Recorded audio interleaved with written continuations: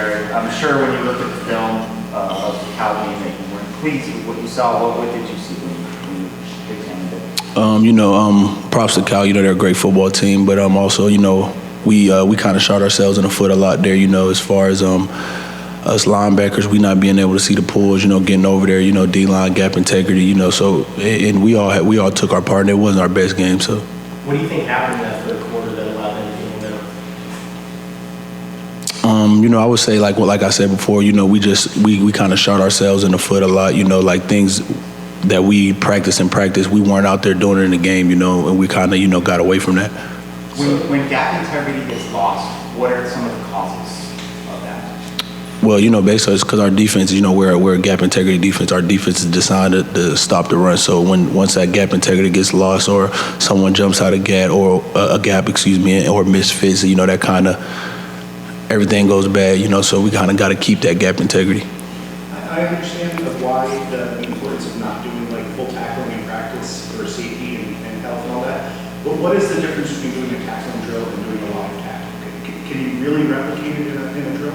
No, you can't, because, a lot in a drill, it's kind of, more controlled, whether they say a person can make one cut or whatnot. And then, whether that's live tackling, there can be a running back there and he can be in the backfield making, 5 different cuts before he even goes upfield. So, yeah, it's kind of hard to replicate that. Is it mostly just kind of getting back to fundamentals and form of happening? Yeah, definitely. That's definitely what we need to get back to is, the fundamentals, wrapping up and, driving. We call it driving for 5, after contact. So that's definitely what we're going to focus on this week. Jordan, have you ever done one of those push-pile type plays? Yeah, before, I have. So what are you supposed to do on that? Is it just supposed to be like smacking the people? Because the defense will try to push them back. We try to get as many yards as we can, so we're going to push the pile forward, trying to get that first down if you can. Jordan, Coach Fish was talking about it yesterday and saying how improved your play was this year. Do you think it's just health, or do you think it's something else? Yeah, I think it's health for sure. The AT staff, they did their thing this summer. The strength staff did their thing, so that helped me get back to where I'm supposed to be. What technique things did you work on the most to try to improve on this season? A lot of pass set. Work on my pass set. That's a lot of the focus in the summer. And so what's involved in that?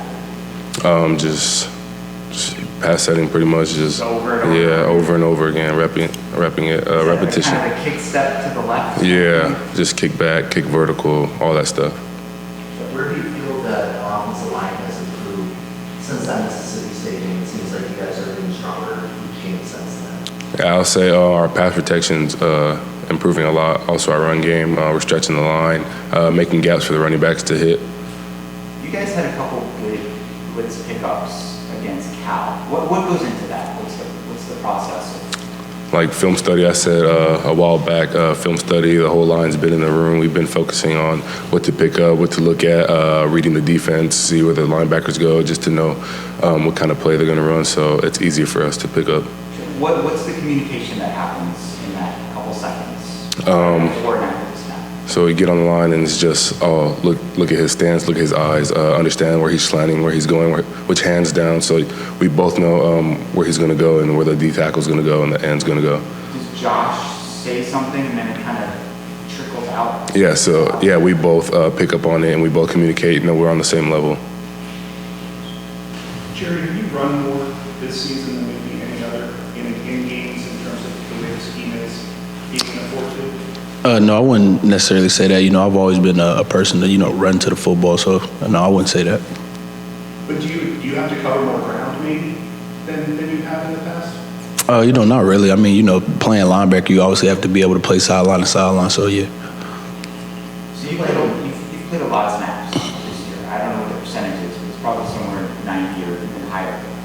How are you doing physically? Like, is that okay? Would you like to get a breather every now and then? Oh, no. I'm a dog. I'm ready for it. So, obviously, you don't want to come off the field, right? And under any circumstances. Right. Is that the mentality that most players have? Yeah, no, no one wants to come off the field. They want to be out there with those big-time moments, because we say it all the time, big-time moments, big-time players, big-time plays. So no one wants to come off the field at all. When you're coming off of a couple games like you have, I know you won the North Dakota State game, and you guys rose up there, and the rushing yards, right, it's 283, 354. Is that a blow to defense's pride, and is that sort of like kind of the main focal point here? Well, yeah, that's definitely the main vocal point because, one of our things is that we focus on, that Coach Nansen wants to focus on is stopping the run. And, that doesn't hurt our pride at all because, we know what type of defense we're able to be. We're a top tier defense, we feel like. So, we just need to figure out, everyone, doing their job, doing their assignment, they're 111th, and, we'll put together a great game. Jordan, what is Sam Langley brought to the line in terms of being able to step in for others? He's a consistent player, so you can always rely on him if JD needs a breather. He's there for him, and he also plays at the same level as us all. So it's nothing when we move him out. It's nothing really affected on the line. But you haven't been subbed out yet, right? No. Who would be the person who would come in for you? I'd say Sam Langley also, or Jory Bourgeon. Have you ever played with anybody who can bounce around as much as Sam does? Any from the previous years here? No, I'd say Sam Langley is very versatile. He could be anywhere. He could be tackle, guard. I wouldn't be surprised if he plays center. How much does that help an offensive line to have somebody like that can just take some spots somewhere? It helps a lot. It gives us confidence to know if something, God forbid, something happens, he can come in and he knows what he's doing. Why do you think he's been such an important piece of the offensive line? He's been working hard. This past summer, he's been really grinding in the weight room, in the film room. He's been taking it serious. Anything like noticeable about the way he's played or the way his body's transformed? Yeah, I'd say mentally, like his IQ, like he's very smart. So he's on the field, he knows what he's doing, and his body-wise, he's really good. He's just a really good player, strong. Jordan, you're starting to get some NFL draft attention. Scouts are coming. A lot of them coming to see you. Is that something that you've been a goal of yours? Yeah, it's been a big goal of mine, and for it to finally happen, I'm really thankful for it. But also, I need to focus on this season, focus on the upcoming games and stuff. What do you personally want to accomplish by the end of the season? For me to get to the league, and play in the league, that's my main goal. What about Team West? You guys are 2-2, 0-1 in the Pac-12. What's ahead of you? We want to be a great team. We want to have a winning record. We will have one. You're confident in that? Yeah. Jerry, go ahead. The near interception, is that just an instinct thing that you have to die for it? I mean, did you think you got the ball fully under it? Yeah, I thought I got it, fully under it. I watched the film, and if I was like a half step slower, it would have been like more cleaner, so I was, yeah. So you think you got to it too quickly? Yeah, definitely, yeah. Oh, okay. I mean, when it comes to tip drills like that, is it a matter of when you see the ball go up in the air, what are you supposed to do? Well, we got a saying, so we say tips and overthrows, and then the entire defense say we got to get those. So if it's a tip ball, it's like you're gonna see everybody swarming to that ball because we gotta have a tip ball. For either one of you, what's been the message from the coaching staff this week going up against Colorado? We want to be good. We want to be 1-0. We obviously didn't play a great game against Cal, but we want to put it behind us. So we say every week play the next play. So this is next play. So we're ready to tackle. I know that every time we ask questions about last year, they always say last year doesn't matter. We're all about this year, on 2022, etc. But you guys did lose, I think 38-0 in Colorado last year. Has that been brought up even one time by any coach? Nope. No. No? Not at all. But you guys are, favored by a lot. So what's just kind of the message, and are you guys, kind of staying focused this week?